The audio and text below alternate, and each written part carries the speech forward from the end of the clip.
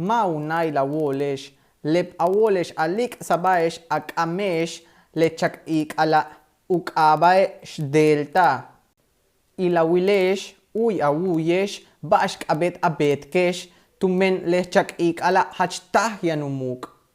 Bashk abetiktun abeta machik humpel bal utial uhulik abeh.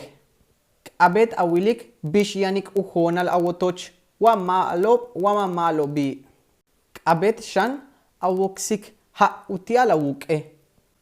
Yetel abet awoksik achangwalak mis achangwalak pek.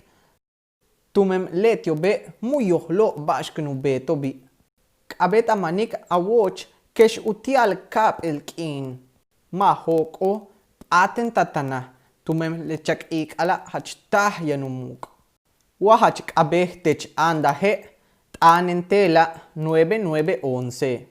Abet awui kesh le champasho tumentelo le makobo yanuyako bashkenebete.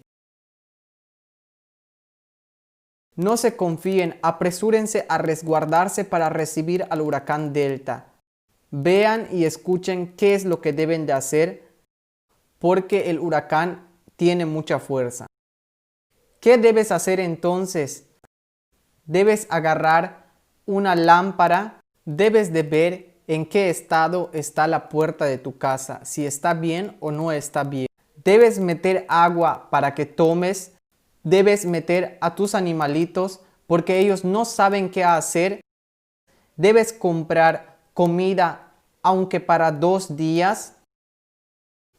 Escuchen y vean lo que deben hacer porque el huracán tiene mucha fuerza. Si necesitas ayuda, puedes llamar al 911. Deben de escuchar la radio porque ahí las personas van a decir qué es lo que vamos a hacer. Cuídate y cuida a tu familia. Kananta ba, kananta lak silo.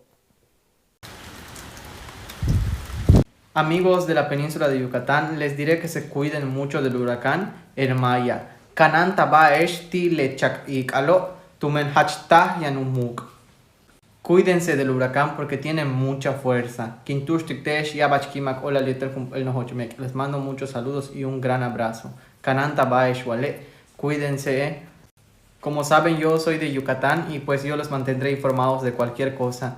Que se cuiden nuevamente. Kananta ba esh.